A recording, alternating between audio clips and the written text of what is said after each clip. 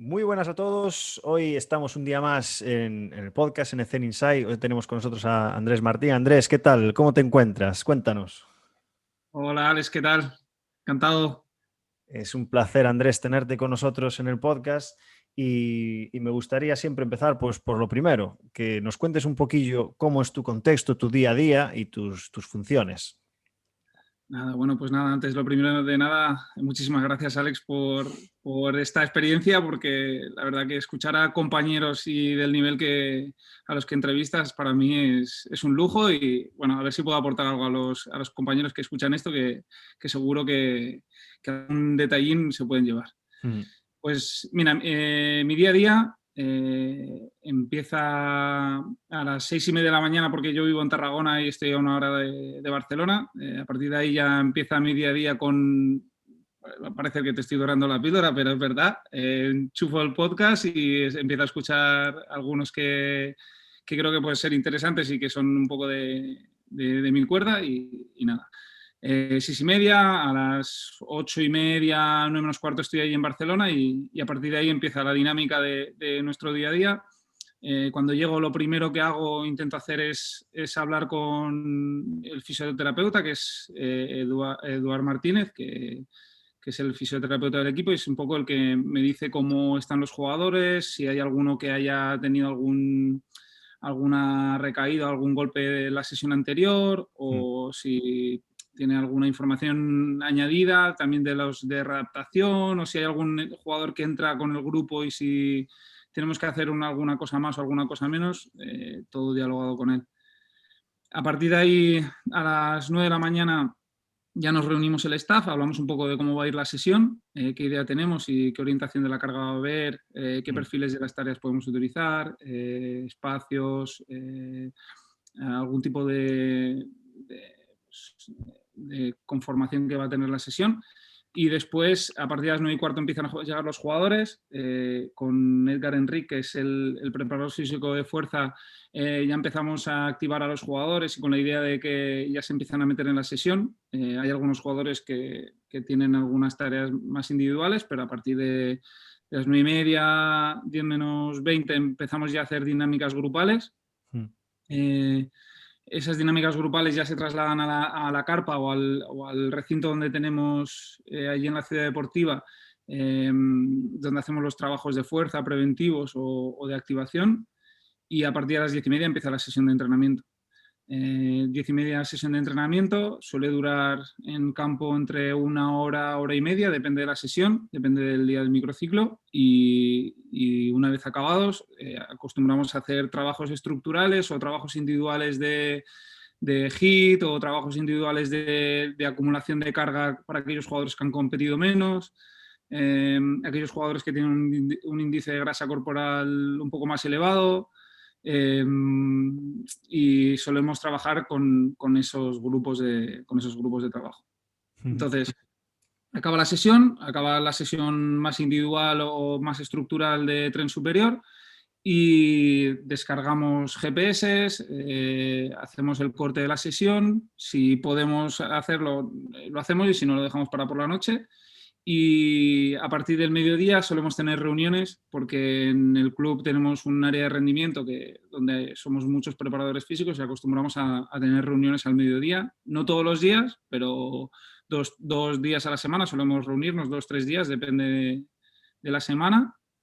Mm. Y nada, para casa antes podíamos comer allí en la Masía, pero ahora ya con el tema del COVID se nos ha fastidiado un poco el tema, pero bueno, vamos para casa y por la tarde a convivir con las fieras, con mis dos hijas y por la noche cuando tengo un ratín, pues a valorar cómo ha sido la carga de trabajo y si hay que dar alguna información al staff, pues les comunico, oye, pues nos hemos pasado por aquí, nos hemos pasado por allá o hostia, la especificidad de la carga ha sido muy baja, debemos ir hacia una orientación, hacia otra, un poco para ya anticipar lo que vamos a vivir al día siguiente.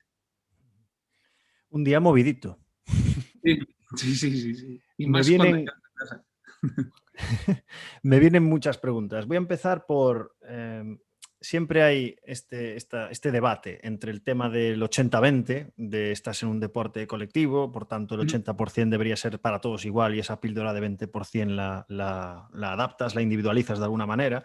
y me gustaría saber tu opinión en cuanto a con qué frecuencia cambias esas píldoras individuales de los jugadores, porque yo, por ejemplo, tengo ese problema de que el principio de variabilidad lo tengo muy presente y quizás modifico las rutinas individuales demasiado frecuentemente. Entonces, me gustaría saber tu opinión en cuanto a eso. Esas píldoras individuales, ¿qué frecuencia les metes de duración de píldora ese día y con qué frecuencia las cambias? Mira, nosotros, como ya sabes, convivimos con la metodología del entrenamiento estructurado y Paco siempre nos da la explicación de que cuando el jugador ya ha convivido con un esfuerzo durante 3 acciones o 3 repeticiones, ese esfuerzo ya se empieza a automatizar y el jugador ya no mejora, ya no se optimiza. Entonces, solemos hacer ciclos de 3 sesiones o 3 semanas, o siempre en base a esa orientación, un poco en la propuesta que nos lanza el microciclo estructurado, en este caso más que nada Paco. Sí que es verdad que las sesiones que son un poco más aburridas o más fatigantes, a ese jugador sí que se las cambio diariamente. Ya sea por eso, por el hit post-entreno, prácticamente nunca repito, por generarle esa excitación o esas ganas de hostia, a ver qué me he preparado hoy, qué cosas me va a ofrecer hoy que son diferentes y que no me va a suponer una fatiga de aburrimiento, porque al final creo que el aburrimiento también puede ser una fatiga añadida. Qué bueno. Y dentro de esa filosofía que comparto totalmente y estoy empezando a perfeccionar con el Máster C de este año, explícanos un poco para la gente, imagínate, los jóvenes, que nos escuchan muchísimos jóvenes que no tienen tan conscientemente este proceso del entrenamiento optimizador y el coadyuvante, que les expliques un poco qué es cada cosa, dónde la utilizas y cómo empezar a aplicarla en sus equipos. Qué bueno. Mira, lo primero, para entender el entrenamiento estructurado, es que se divide entre 2 grandes bloques. Uno es el entrenamiento optimizador, que es aquel entrenamiento que va a hacer el jugador en el campo para mejorar a nivel competitivo. Y el coadyuvante es aquel entrenamiento que hace el jugador para poder estar disponible el mayor tiempo posible para el entrenador. O sea, al final acaba siendo, saliéndonos un poco de esta nomenclatura, es el entrenamiento preventivo. A partir de ahí, se debe entender cómo es el deporte, qué limitaciones o qué eslabones débiles genera ese deporte, y a partir de ahí dibujarse una estructura semanal. Pues si es un equipo que entrenas 3 días, intentar cumplir con esos parámetros preventivos durante esas 3 sesiones, y si tienen 4 días, 4 días, 5 días, 5 días. Yo si quieres te dibujo un poco cómo hacemos nosotros el entrenamiento coadyuvante y optimizador, que creo que puede ser interesante sobre todo para esos alumnos que salen de la carrera y que dicen, hostia, pues quizá no me ha quedado muy claro, que es una de las cosas que me pasaba a mí, que decía, hostia, he acabado la carrera, pero realmente no sé cómo dibujar un microciclo. Nosotros hacemos una semana que depende de la semana, es de 6 entrenos o de 5 entrenos, dependiendo de dónde venimos y a dónde vamos.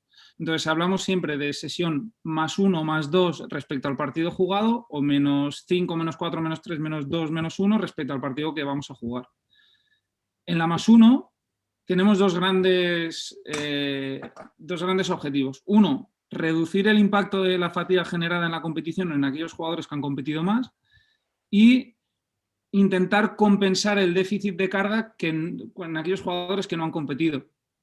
Entonces, el entrenamiento coadyuvante va enfocado así. Uno, para generar liberaciones miofasciales, movilidad de cadera, reintroducir al organismo a esa dinámica de carrera, ya pero introduciendo amplitudes articulares, pero en dinámica ya de esfuerzos específicos, a cambios de dirección, pero siempre con una intensidad controlada. Y el otro grupo hace trabajo que le llamamos cualidades específicas, que es uno de los parámetros que definen el entrenamiento coadyuvante. Entonces, a partir de ahí introducimos o trabajos de fuerza enfocados en la mejora del desplazamiento, o del salto, o la lucha, o la acción con el móvil. Entonces, a partir de ahí hacemos trabajos de unos 20-25 minutos de trabajos de fuerza. Nosotros tenemos la suerte de contar con máquinas isoinerciales, con arrastres, con un poco trabajos más que económicamente son más exigentes. Después estamos en una -4 donde la orientación del esfuerzo en la sesión va a ser en espacios reducidos. Introducimos también una pequeña píldora de trabajo de fuerza. Previo, también va enfocado un poco a lo que nos vamos a encontrar en el partido. Si en el partido nos vamos a ir a un campo grande, un campo donde va a haber más desplazamiento, el entrenamiento de fuerza coadyuvante va a ser enfocado a ese esfuerzo de desplazamiento. O sea, ya le estamos... quizá no es una teoría pura, pero sí que es el concepto este de agudo crónico. O sea, ya le estamos invitando al jugador, le estamos dando una información de que se va a encontrar con más desplazamiento, que le estamos dando una protección en ese sentido. Si vamos a espacios más reducidos, a un campo donde va a haber mucha lucha, donde va a haber mucho esfuerzo, donde va a haber mucho contacto, pues ya la orientación de esa carpa o de ese trabajo de gimnasio va a ser enfocada a lucha con el compañero, a tracciones, a empujes, un poco con esa idea, en esa línea. Y después nos vamos a una -3, donde ya introduciremos ya elementos más preventivos, más analíticos, donde puede haber una patada de isquio, donde puede haber una patada de ADD, de ABD, refuerzos de cadena posterior, refuerzos de musculatura abductora, refuerzos de propioceptivos. Una -2, donde quizá tiene una menor carga coadyuvante, porque ya nos estamos acercando al partido y estamos generando más especificidad en el esfuerzo. El entreno ya es prácticamente pensando única y exclusivamente lo que se va a encontrar en la competición. Y en la -1 intentamos que haya un pequeño estímulo de cualidades específicas nuevamente, pero de muy baja carga, una pequeña activación. Entonces, la sesión de campo es una sesión muy corta, prácticamente sin esfuerzos de alta intensidad, sí de ritmo, pero uno de los objetivos de la sesión es que el ritmo sea alto, pero la fatiga sea baja. ¿A ritmo? Perdona, Andrés, ¿a ritmo a qué te refieres? ¿A que haya muchas acciones reales de partido o simplemente...? Eso es, mucho ritmo. Nosotros tenemos la suerte de contar con tecnología GPS y el ritmo lo valoramos por metros por minuto, un poco para darle esa información. Vale. Entonces, tú si ves la tarea, dices, hostia, van a toda castaña. Van a toda castaña, pero yo le digo al entrenador, hostia, vigila que hoy estamos en una -1, favorece a la... Andrés, te perdí. Te perdí otra vez. He metido para... Ahora, perdón, Andrés, que te perdí durante 5 segundos. Un vale. segundo. Un segundo. Hago un clap y esto lo corto, ¿vale? Vale, genial. Ahora, continúa. Vale.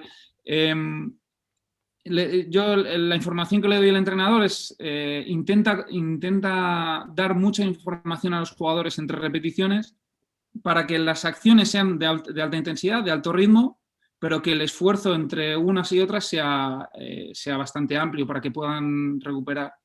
Entonces, muchas veces yo he tenido algún jefe que me ha dicho, hostia, cuidado que en la -1 estés apretando mucho. Sí, estamos apretando mucho, pero si tú realmente valoras el esfuerzo y la implicación del jugador, es alta, pero el nivel de fatiga es súper bajo, porque el RPE nos lleva a 5, a algunos jugadores a 6, pero ya te digo que el RPE es bajísimo en esas sesiones. Perfecto. Me gustaría incidir un poco sobre el entrenamiento optimizador a nivel de diseño de tareas y el concepto de las situaciones simuladoras preferenciales. ¿Cómo sois capaces de crear estas... O sea, ¿qué tienes en la cabeza, Andrés, a la hora de diseñar tareas para facilitar el que los jugadores tengan estas situaciones simuladas preferenciales que están relacionadas con la realidad del contexto que hay en un partido? ¿Cómo estructuráis ese diseño de sesión? Mira, la sesión, hay un pequeño hándicap en todos los estudios que estamos haciendo dentro del club, o en este caso que hemos ido haciendo en los últimos años. Tenemos muy claro el dibujo de las sesiones. Cuando hablamos de una +1, pensamos que la +1 es para compensar y para reducir carga. Entonces introducimos tareas de alta exigencia muy concentrada, Entonces, más o menos esa sesión ya está montada y en esa sesión yo tengo mucha participación, en la que elaboramos tareas donde vamos a intentar estimular al jugador en espacio muy reducido en la primera tarea. Una segunda tarea donde vamos a introducir acciones de alta velocidad, donde vamos a intentar que el jugador esté sobreestimulado en acciones de alta velocidad. Y una tercera tarea donde sea competitiva y donde intentemos que el jugador conviva con esos esfuerzos que se va a encontrar en el partido, pero sobre todo con un carácter competitivo. Entonces, las siguientes sesiones o las siguientes sesiones del microciclo, en este caso nos juega un poco en contra el haber definido, entre comillas, también cómo son los esfuerzos de las sesiones. ¿Por qué? Decimos una -4, vamos a espacios más reducidos, orientado más a un mayor número de aceleraciones y desaceleraciones. Y en este caso el entrenador ya tiene su imagen de cómo es esa sesión. Entonces, pocas veces podemos incluir tareas diseñadas por el preparador físico. Pero es un hándicap que yo creo que es un gran acierto, porque al final el modelo de juego, quien mejor lo tiene representado es el entrenador en la cabeza. Pero sí que es verdad que dentro del diseño de las tareas, el staff, en este caso tengo una gran suerte de contar con un staff que las pequeñas aportaciones que podamos hacer el preparador físico nos la compra un poco para orientar el esfuerzo, no solo al grupo, porque ya solamente con el diseño del espacio ya te está orientando hacia un esfuerzo, sí, sino de forma individual reducir número de repeticiones. Introducir a algún jugador de comodín, limitar las acciones para alguno de los jugadores, reducir el espacio entre un objetivo y el otro, de la manera que a un jugador le estás ofreciendo un estímulo y a otro jugador le estás ofreciendo un estímulo multiplicado por 2 o por 3. Repliegues a una intensidad u otra según características del jugador, minutos jugados, lesiones que haya tenido o no, tipo de lesión que ha tenido, según el partido al que vayamos a jugar, si nos interesa que tenga un mayor esfuerzo o no. Entonces, una -4 sería de ese tipo. Una -3 ya va a un espacio más grande, donde el entrenador, lo mismo, ya tiene claro que el jugador va a convivir con espacios entre jugadores mucho mayores, pues alrededor de 150, 160 metros cuadrados por jugador. Ese dibujo ya de la sesión ya la tiene claro, pero otra vez, en esa reunión que te he comentado a las 9 de la mañana, nos comunicamos y decimos, vigila con este jugador, intenta que juegue de comodín. O este jugador, la última tarea no la hace porque es de un carácter competitivo muy alto y ha venido con, por ejemplo, tenemos un jugador que ha estado con un hombro, pues donde ha habido mucho contacto, o limitamos ese espacio donde él va a interactuar, donde hay compañeros que no puedan entrar, o en esa tarea no participa y le hacemos un trabajo aislado donde intentamos reducir el impacto que pueda tener en esa tarea. Y en las últimas 2 sesiones, ya te digo, la carga es muy específica, tareas que se asemejan mucho a lo que sucede en la competición, pero sí que pequeñas pinceladas para reducir o aumentar ritmo en las diferentes tareas. En cuanto al match day +1, te lo pregunto porque hay gente que prefiere dar el match day +1 descanso total y hacen en el match day +2 el regenerativo compensatorio con un poquito de índice metabólico, HIIT, etcétera. ¿Qué es lo que vosotros preferéis? Porque me imagino que en la microestructura del tema mental está partícipe ese descanso total. No sé si me lo invento. Entonces, ese match day +1, ¿qué es lo que hacéis en ese regenerativo a nivel concreto y específico de ejemplo para que alguien lo sepa? En plan, vale, hacen eso. Y de compensatorio lo mismo. ¿Y cuándo metéis el día libre? Si es que lo hay. Sí, nosotros tenemos la suerte de poder analizar la fatiga que tienen los jugadores post partido, analizándolo no solo con el RPE, sino también con un test de cadena posterior, con plataformas de fuerza. Entonces vemos un poco cómo está esa fatiga. Pero es que prácticamente no hace falta hacer el test, porque ya el jugador te dice las sensaciones sin tener que ver numeritos. Y la sensación es que en la +1 hay mejores sensaciones que cuando el jugador ha tenido fiesta en la +1 y viene en la +2. Entonces, la sesión +1 y la más 2 suelen ser prácticamente igual, pero sí que entendemos, y el staff creo que lo entiende de la misma manera, es que es mejor una más 1 y una más 2 de descanso total sin ir a entrenar, no solo porque el jugador tiene mejores sensaciones, sino porque igualas la carga de los jugadores Sí. que han competido, porque los Mm. jugadores tienen la recuperación y los jugadores que no han competido tienen la carga, pero tienen la posibilidad de descansar al día siguiente. Ujú. Pues si no tuviésemos ese día de descanso, el jugador que tiene el compensatorio en la más 2, ya en la menos 4 o en la menos 3, ya tiene la carga que ha recibido el día anterior. Vale, vale, vale, vale. Perfecto, perfecto. Me gustaría meterme un poco en el plano de las activaciones previas al campo, tanto las grupales como las píndolas Ujú. individuales. ¿Qué te gusta meter? Ya sé que depende de cada jugador, me imagino, y depende de su índice historial clínico, pero ¿qué es lo que te Ujú. gusta meter siempre? O sea, supongo que tendrás una estructura de, vale, pues venga, vamos a hacer este tipo de trabajo hoy, vamos a incidir un poco más aquí y allá. ¿Qué estructura tienes en la cabeza por si alguna persona que te esté escuchando dice, hostia, pues voy a enfatizar un poco más aquí o voy a coger esta idea? Pues mira, como te he comentado antes, nosotros tenemos la suerte de convivir con un grupo de área de rendimiento que somos, no sé si 30 preparadores físicos. Imagínate la suerte que tenemos de Mm. poder compartir información, y la verdad que es un grupo que es una gozada, no porque lo que podamos saber, sino por Mm. lo que podamos compartir. Mm. Y hay una figura que es vital, que es Joan Ramón Tarragó, que es nuestro jefe, que nos da la posibilidad de ser muy abiertos en esos diálogos o en la manera de expresarnos. Y aparte de eso, una de las propuestas del área siempre ha sido trabajar por proyectos. Esos proyectos nos llevan a hacer diferentes contenidos que cada uno o considera que pueden ser interesantes para el área, o que el propio área le propone a cada preparador físico que lo haga, y mediante grupos vamos haciendo. Uno de esos proyectos fueron estas activaciones, que la lideró Antonio Gómez, también Mm. estaba Edgar Enric, Gerard Garcés, bueno, diferentes preparadores físicos que estuvieron muy bien. Entonces, Jairo Vázquez también, que seguro que lo conoces. Sí. Y entonces, la propuesta era una liberación miofascial.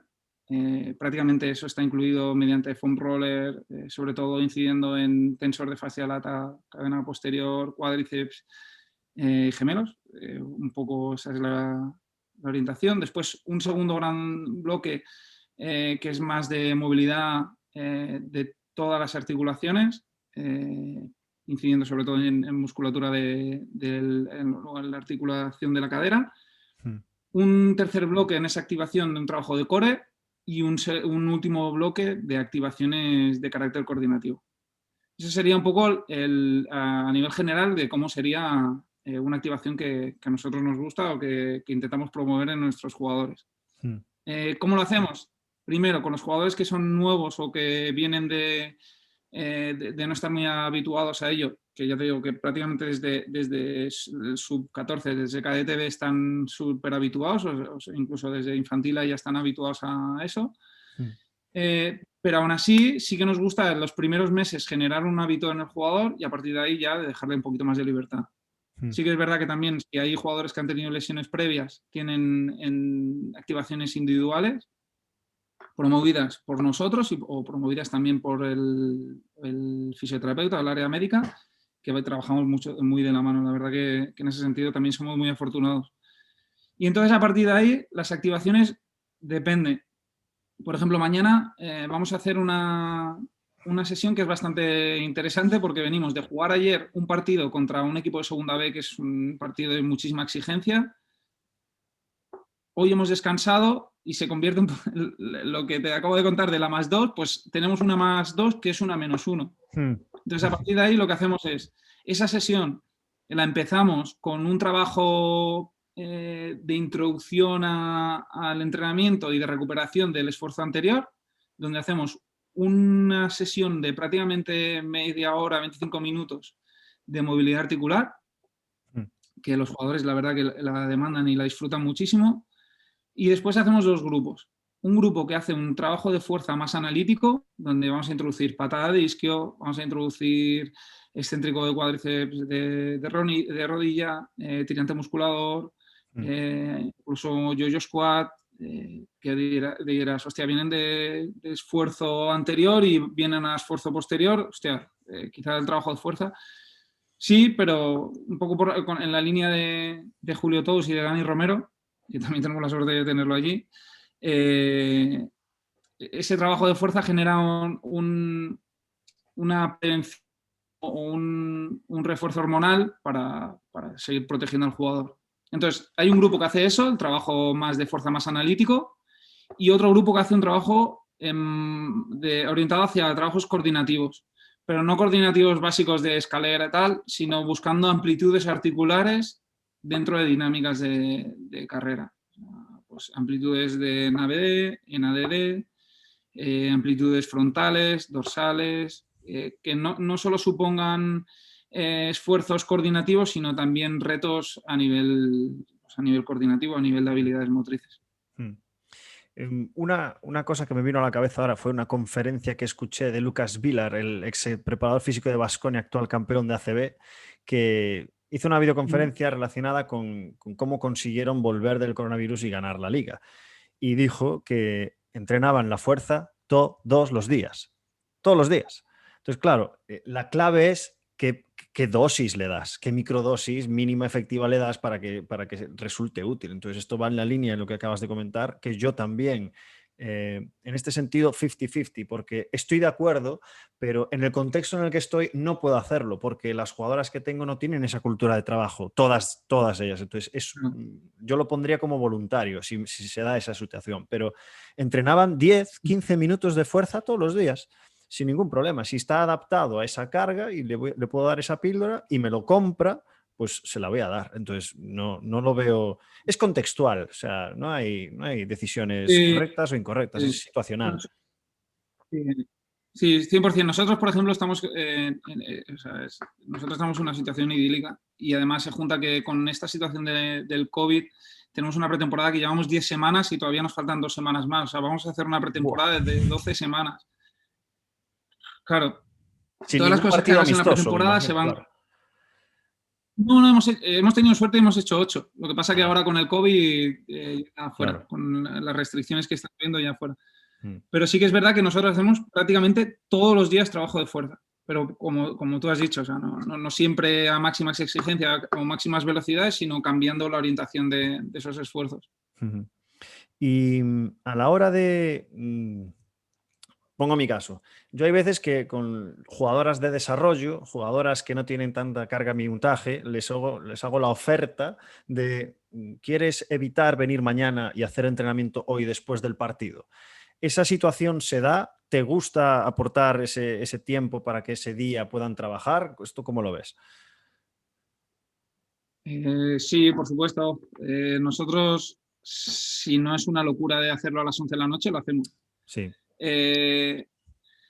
Como te he dicho, tenemos la suerte de tener GPS, entonces tenemos una orientación de cómo son los esfuerzos de cada posición o de cada jugador. Entonces, en base a lo que han jugado, podemos, como tenemos la opción de poder controlar la carga en directo, podemos saber los esfuerzos que han hecho los jugadores durante la competición, no solo por minutaje, sino por número de esfuerzos o por valores de carga. Entonces, podemos compensar si nos interesa. Hostia, es un jugador que ha jugado, me invento, 60 minutos, esos 30 minutos que faltan, lo podemos concentrar en un esfuerzo más analítico o ofrecer algún esfuerzo más específico, pero ya te digo, la competición es difícil de compensarla solo con numeritos, sino también porque se olvidan otros parámetros emocionales que no podemos hacerlo con un simple hit.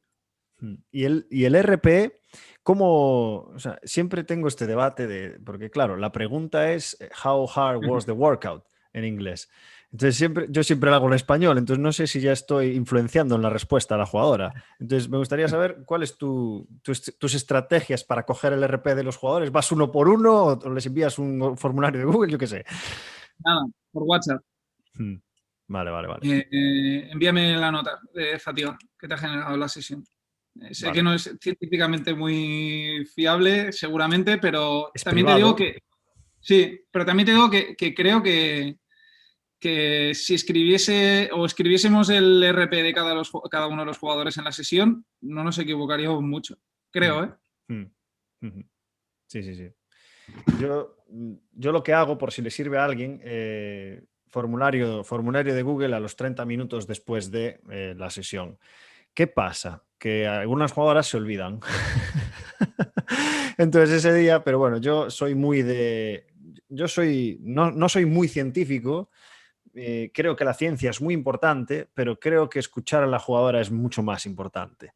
Entonces, si un día, pues porque te has olvidado, pues no pasa nada. Ya te preguntaré mañana qué tal estás en el wellness o en el readiness. Es decir, no hay que ser esclavos de los números. Esto lo dijo David Mancha hace un año y pico. Lo compro 100%. Lo siguiente que te quería comentar era relacionado con las estrategias de recuperación, que también están estoy muy al día de esto porque, claro, con el tema del coronavirus, todos los impactos y todas las lesiones, las posibles lesiones tendinosas que se podían haber producido por culpa de esa carga biomecánica que ya no tenemos por el confinamiento, pues ya te imaginas cómo estaba yo en pretemporada. Pero bueno, gracias a Dios no tuvimos ninguna y me gustaría saber tu opinión en cuanto a las estrategias de recuperación, pero, o sea, no te cortes. Dormir, beber, hidratación y nutrición, es decir, ¿qué cosas consideras tú importantes que deberían estar ahí siempre? Por supuesto, adaptándose a cada jugador porque, claro, no pueden hacer lo que es idílico, imagino. Mira, nosotros hacemos, al acabar el partido, si ha sido un partido de alta exigencia, en el mismo día del partido ya hacemos foam roller y movilidad de cadera, una sesión bastante completa de movilidad de cadera. Hacemos bañera.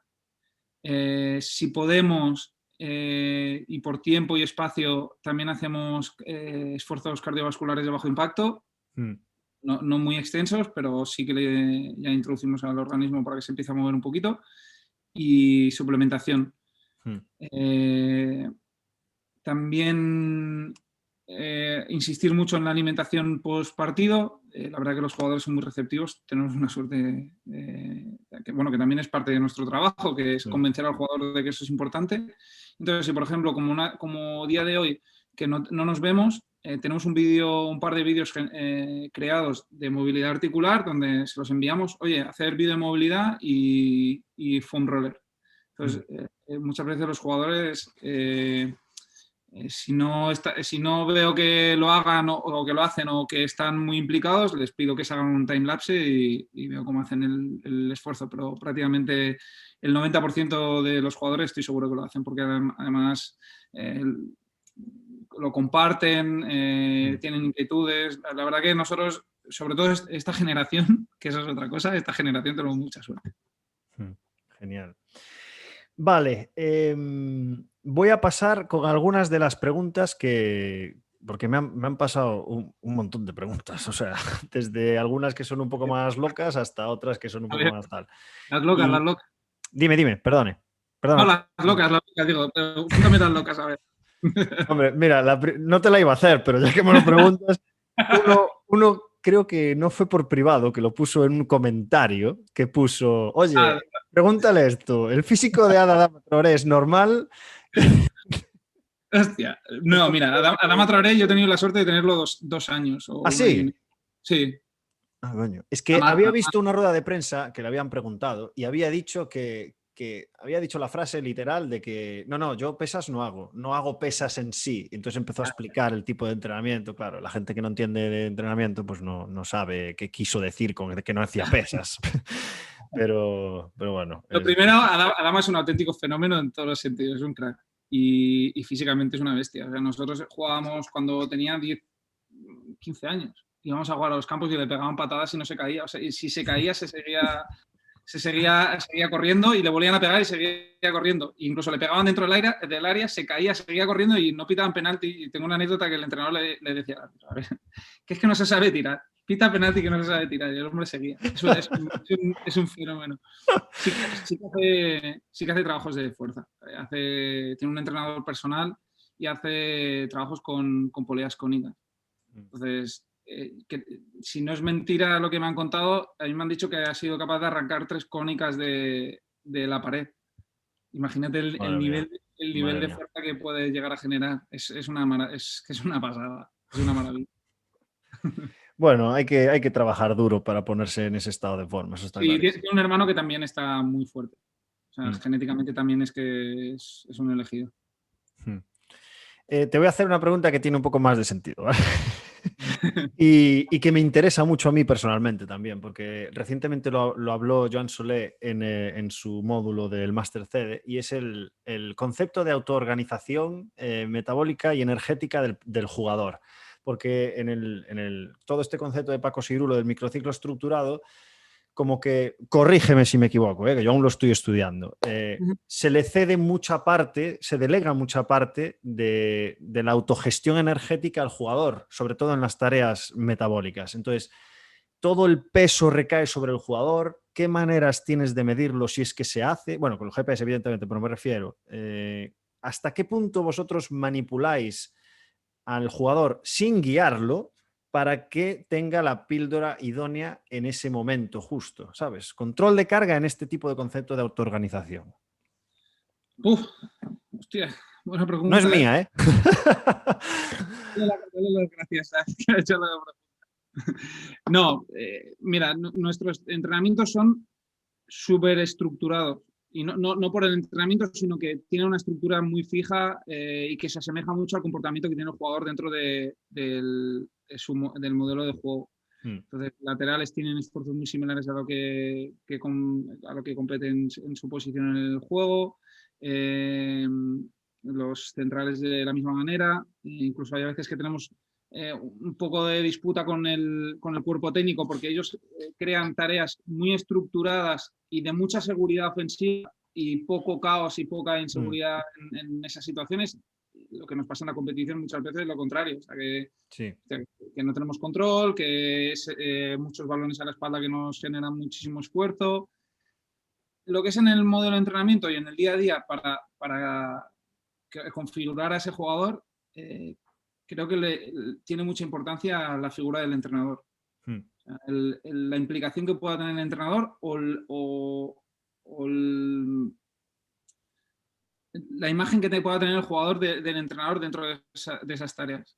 O sea, yo considero que el entrenamiento tiene que ser siempre llevado a la máxima exigencia, pero no significa la máxima exigencia condicional, sino la máxima exigencia que demande el tipo de tarea que se haya planteado. Quizá me estoy saliendo un poco del hilo, pero... No, continúa. Para que te hagas una idea, la figura del entrenador dentro de una tarea de estar a no estar cambia un 10%, un 15% el ritmo de esas tareas. Es brutal. Pero no solo en cuanto a nivel condicional, sino a nivel emocional. Hay una anécdota de Antonio Gómez que me la hago mía, siempre la explico porque es suya, pero me la hago mía.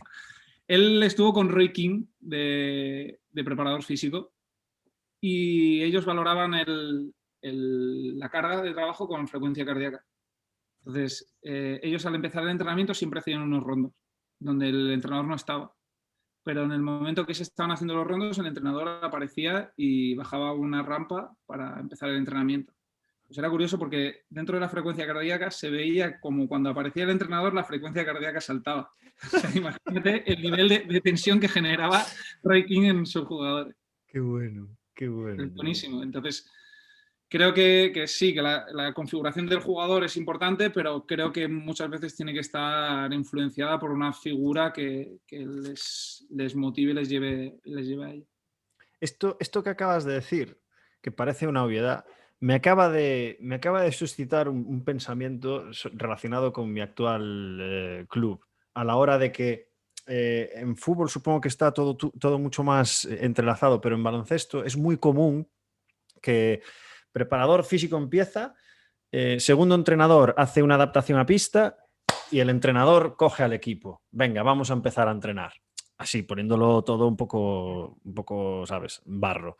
Sí, Pero sí sí, que es sí. verdad que no nos entrelazamos. Y ahora que me cuentas esto, estoy convencido de que si el primero y segundo entrenador están presentes de forma activa, no en plan solo mirando, evidentemente que están ahí, pero si están dentro de mis tareas de calentamiento, estoy convencido de que el ritmo subiría, pero seguro que muchísimo. Porque sí que es Sí, verdad que hay esas jugadoras que se esconden un poco en las primeras tareas porque realmente venga, estamos empezando a activar, ¿sabes? Entonces, sí.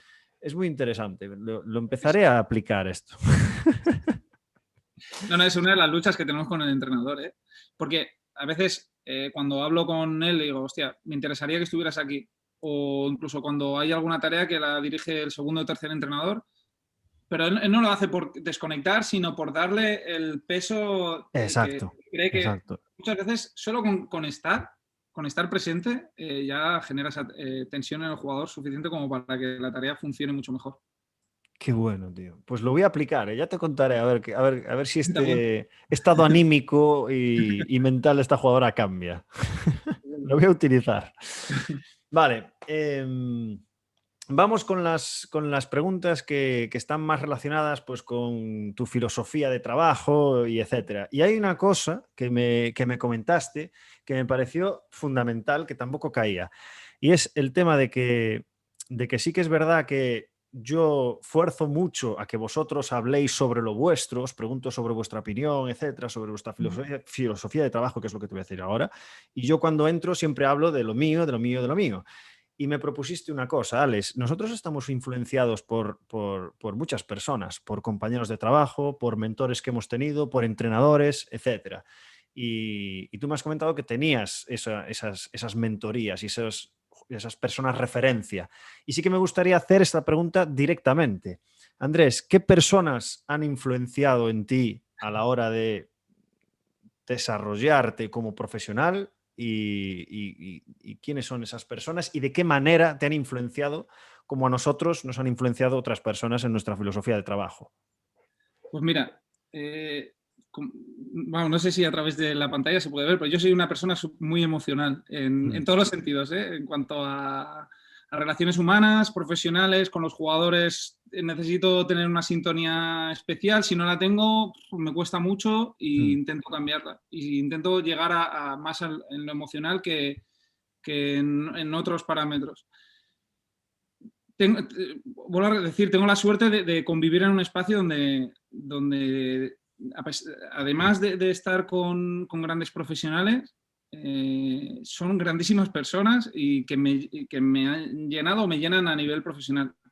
Yo cuando acabé la carrera hice el máster de prevención y de recuperación de lesiones en la Federación Española de Madrid y tuve dos ponentes que fueron los que más me gustaron. Y va a parecer que, pero era Joan Ramón Tarragó, que hizo de máquinas vibratorias, mm. y Francescos, que ha acabado siendo otro de mis jefes y también mi director de tesis, que habló del entrenamiento del core que se hacía en el Barça, pero hace 12 o 13 años. Mm. Entonces, son dos figuras que para mí son vitales por lo que transmiten y por cómo lo transmiten. Hay otra figura que por supuesto es Paco Sirulo, que a Paco lo hemos leído en un montón de entrevistas, lo hemos leído en los documentos que tiene desde el 80 y pico, pero es que además tenemos la suerte de convivir con él Mm. y prácticamente hablar con él, si no a diario, semanalmente, una o dos veces. Eh, y si hay una cosa a destacar de Paco, no es todo lo que sabe, porque lo que sabe es brutal y porque te está hablando de lo que está haciendo un jugador o cómo entrena un jugador y lo está conectando con un montón de maneras de pensar y de filosofías de entrenamiento y ciencias que sinceramente desconocía y muchas de ellas las desconozco, que es los principios de los sistemas complejos, pues te lo traslada y te lo baja a la tierra.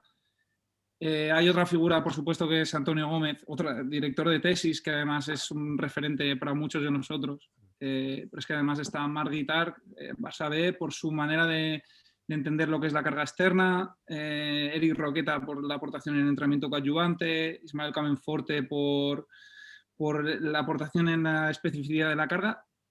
Pero es que además se junta que son una pasada de personas. Y yo le quiero dar valor a eso, porque muchas veces le damos valor a lo que han transmitido o cómo habla o lo que ha dicho o lo que ha escrito y no cómo lo ha dicho y cómo lo ha hecho, como te lo ha transmitido a ti. Y mira, una de las cosas que más me gustó en la tele es cuando la acabé y hice los agradecimientos. Que realmente lo escribes y dices, joder, es que esta persona tal, y esta persona tal. Y la verdad que me dejo un montón de personas y me dejo un montón de mentores y seguramente no me voy a dejar a este porque para mí es de los más importantes, que es David Casamitjana. Uno, por cómo es, y otro, por toda la aportación bibliográfica que ha hecho a nivel práctico, porque te habla hostia, si haces esto, mejoras en esto. Si haces lo otro, orientas la carga hacia otro.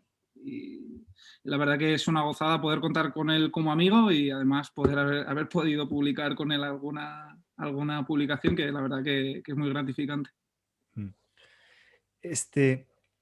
Hace unas semanas hice una entrevista a una persona que nos contó una fábula sobre un campesino, que no la voy a volver a repetir, pero básicamente era vive el día a día y rodéate de gente que vale la pena, porque es muy duro.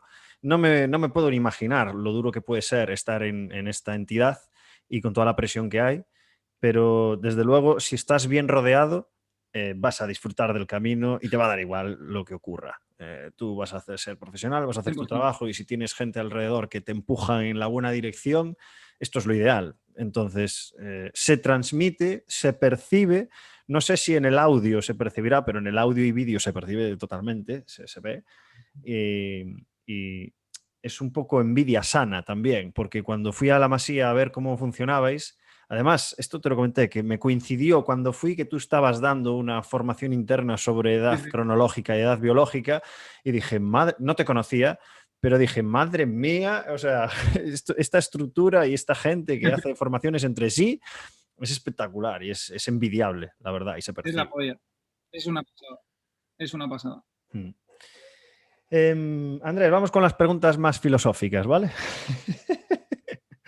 Vamos. La siguiente, no te escapas porque se la hago a todo el mundo, es la de los errores. Entonces, Andrés, si podrías compartir algún error cometido, lección aprendida para esos jóvenes que nos están escuchando, pues tú que tienes una vasta experiencia ya, pues que estén en alerta. Una de ellas es que, o sea, yo creo que hay dos que creo que un poco que me han marcado o que me marcan y que creo que las estoy intentando cambiar. Es, uno, intentar aceptar más aquellas cosas que creo que no están bien. O sea, hay algún entrenamiento que considero que no es apropiado y en estos momentos lo acepto perfectamente, incluso valoro que salir un poco de la rutina o salir de esa idea que pueda ser, tenga yo no sé, por lo que considere que no es correcto. Antes pensaba que, o sea, algo pasaba por dentro mío que me hacía, hostia, estar cabreado, no disfrutarlo, y eso creo que lo he cambiado desde hace un tiempo y creo que lo disfruto un poco más y creo que es uno de los valores que creo que he añadido a mi forma de trabajar.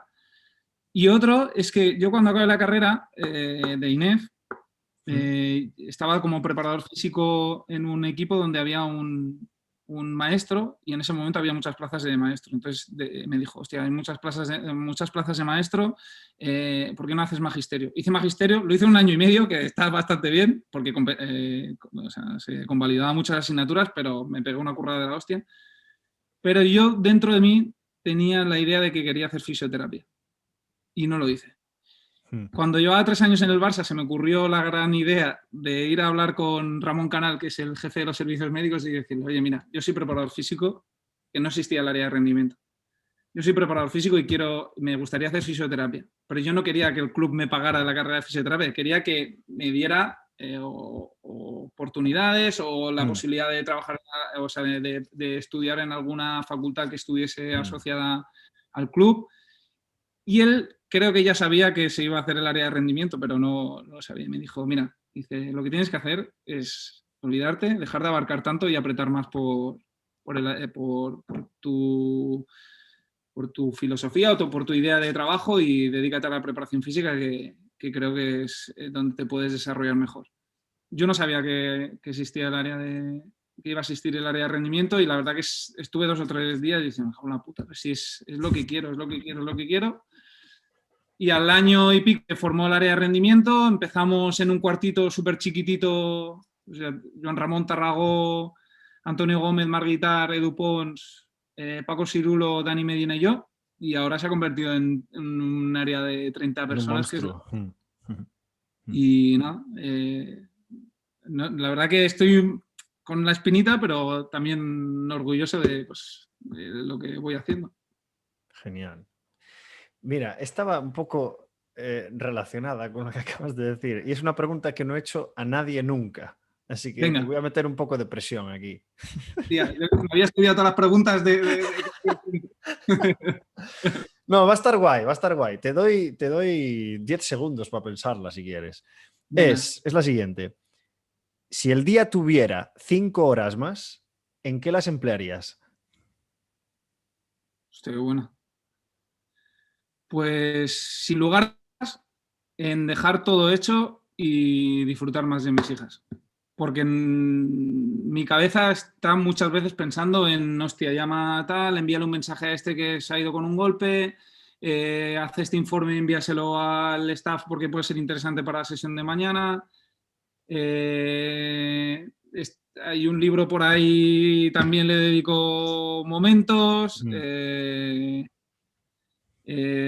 Pues eso, aprovechar a acabar todo lo que tengo y 5 horas dedicársela a mis hijas y seguramente no tanto, pero a mi mujer también, un poquito. Pues mira, me voy a permitir el lujo de hacerte una más antes de las dos últimas, que son siempre las mismas, porque creo que lo que acabas de decir es súper importante. Yo, gracias al podcast, he conocido a mucha gente que desconocía, que era muy, muy, muy buen profesional, lo que te comentaba, de que no hay pastel para todos. Y que lo están pasando realmente mal, porque se tienen que ir fuera de España en deportes minoritarios donde no tienen las mismas oportunidades y tienen que ceder demasiado para poder generarse un buen futuro laboral. Y lo pasan mal. Entonces, conciliar lo profesional con lo personal en esos casos es terrible. Y te quería preguntar, en un contexto en el que estás del alto rendimiento, en un deporte que se practica de forma mundial, pues no sé cuáles son. Ah, no, los máximos practicantes creo que eran natación, pero fútbol, o sea, es una locura. ¿Cómo llevas, cómo concilias esa relación profesional-personal? Y la pregunta va para que se la respondas a esa gente que se ha tenido que ir, que ha tenido que dejar a su pareja, o que han tenido que, bueno, no lo voy a decir, pero que se han separado, ¿sabes? Sí, sí, sí. Y que tienes que tomar la decisión de decidir entre si continuar en el alto rendimiento en tu deporte versus tu pareja. Esto es terrible. Sí, sí.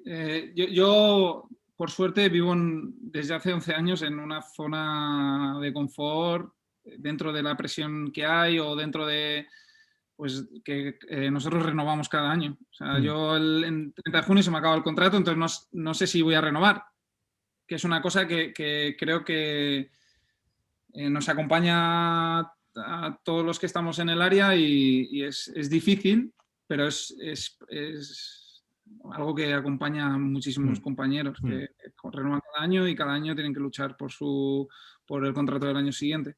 Pero dentro de ese esfuerzo anual, yo trabajo a 1 hora de mi casa. mm, Y hay días que llego a las 8 de la tarde y veo a mis hijas 1 hora o prácticamente ni las veo porque ya se van a la cama, mm. pero casi todos los días puedo irlas a buscar al cole y puedo disfrutar de eso. Cuando hay amigos o compañeros que se van a Estados Unidos o se van a Brasil o se van a China, Mm, lo primero que les pregunto es si se van con la familia. mm, Yo no, yo no entiendo mi vida sin mi familia, y el otro día escuché el podcast de Julen Castellano y un poco hablaba de eso. Decía que la familia para él era el límite y yo me podía estar, no sé si 5 horas más al día, pero pues seguramente 4 o 3 más delante del ordenador, porque para mí esto es una pasión. O sea, es mi Mm, trabajo, pero es mi mm, pasión y mm, disfruto muchísimo, muchísimo, porque cada vez que hacemos cosas que mejoran a los deportistas y los deportistas te lo agradecen, mm, es como una droga mm. Es muy y gratificante, sí. es muy gratificante. Mm, Pero seguramente sin mi familia yo sería incapaz de irme. Porque no, porque no, mm. no. O sea, yo necesito cabrearme con mi hija, necesito cabrearme con ella para irme a dormir tranquilo. Para todos aquellos que han soportado el confinamiento con sus hijas, este ha sido una prueba de fuego brutal.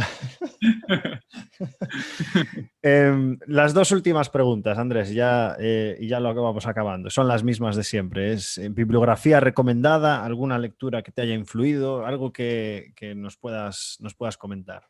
Mira, a mí me gusta leer bastante. No soy un adicto como Robert Tejero o como Antonio Gómez o tal, pero sí que me gusta bastante. Hay un libro que es, mira, que lo tengo aquí, que es Invicto, que es de Marcos Vázquez. Me lo ha regalado un compañero que se llama Alberto Encinas, que es el segundo entrenador, que aprovecho para decir que es un fenómeno, que habla sobre la filosofía estoica, que es, perdón, no es un tocho, es un librito que te lo puedes leer en 2 tardes y baja a la tierra un poco esa manera de entender el día a día, de pensar y razonar más aquellos sentimientos que te pueden llevar a ser muy impulsivo. Y la verdad que a mí me ha gustado y es una lectura muy chula, muy bonita. Después, a nivel técnico, está el libro de Master C de los deportes de equipo, por supuesto. Pero para mí, a nivel de práctica de fútbol, creo que son vitales para entender el entrenamiento. Sobre todo, cada vez más hay una tendencia hacia los deportes, o sea, hacia los juegos reducidos, Mm. que es el de juegos reducidos de Casamillana, Castellanos, San Román y Calleja, y el arte de planificar, que es, vamos, lo han recomendado muchos de los entrevistados, pero creo que son una guía espectacular para entender el entrenamiento. Genial, no pasa nada, lo reforzamos porque hace tiempo que no sale esa recomendación y hay mucha gente de fútbol que nos escucha, así que genial. Y última pregunta, Andrés, y no por ello la menos importante. ¿Qué consejo le darías a tu yo de 20 años? Pues es una respuesta. Yo, desde que me dijiste de hacer la entrevista, pensando, hostia, tengo que contestar algo diferente y algo... Pero, No, responde lo que tú opines. pero disfrutar del camino, o sea, disfrutar de cada día, disfrutar Mira, con un entrenador con el que he estado 3 4 años, Denis Silva, ahora ya no podemos desayunar en Masía ni comer en Masía por el tema del COVID.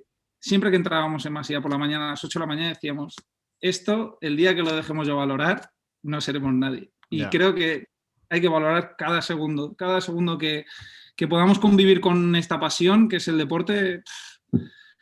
Nada, que no piense en lo que va a pasar dentro de 3 4 años o lo que va a pasar dentro de 3 semanas, porque no lo sabemos. Y que cada instante y cada cosa que hagas, que lo haga al máximo, porque es lo que realmente te da valor. Y un poco el libro Invicto te lleva a eso, a intentar pensar en el momento, en lo que haces en ese instante y nada, la verdad que todo el proceso hasta ahora, hasta que tengo 36 años, para mí es la hostia, porque he conocido a muchísima gente, pero sobre todo creo que he disfrutado de cada segundo. Y creo que eso es lo que diría a mí yo de 20 años.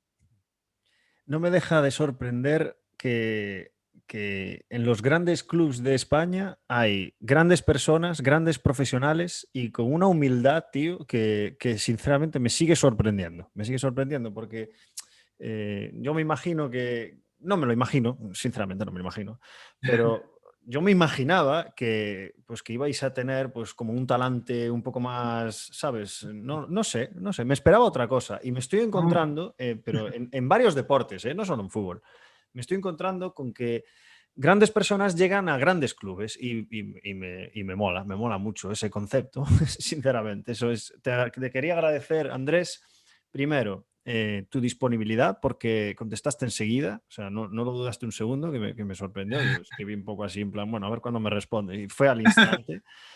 Y tu humildad, sobre todo, porque se percibe desde el principio, desde que conectamos antes de grabar. Y me pareces una persona que transmites mogollón, que creo que es algo importantísimo y sobre lo que muchos de nuestros compañeros deberían trabajar porque no nos enseñan en la formación a transmitir a nuestros clientes o a nuestros jugadores, a nuestros atletas. Y creo que es casi o más importante de lo que sabemos. ¿Sabes? Y es significativo que vosotros que estáis en el alto rendimiento, sobre todo recomendáis bibliografía relacionada con inteligencia emocional, con capacidad de liderazgo, con capacidades de comunicación, porque lo veis importante.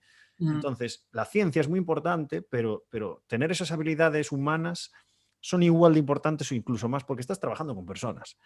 Y me mola que cada vez que os pregunto me contestáis lo mismo. No, es más importante esto, tal, tenerlo en cuenta, no sé cuál. Y de esa manera podemos educarnos, porque los que no estamos ahí no sabemos cómo es el día a día. Y que le deis importancia a esto creo que es importante y hay que reflejarlo. Así que me ha encantado, Andrés, la entrevista y no sé si la has disfrutado igual que yo. Y si te has encontrado cómodo, espero que sí. Sí, mucho, mucho. Se me ha hecho muy corta, la verdad. Pues horita, como siempre, hacemos una horita. Así que, Andrés, nada más por mi parte. Muchísimas gracias por estar con nosotros, por tu tiempo, por tu humildad y lo que digo siempre, mucha suerte en lo profesional, pero sobre todo en lo personal. Así que un abrazo muy fuerte desde aquí, ¿vale? Un abrazo muy fuerte.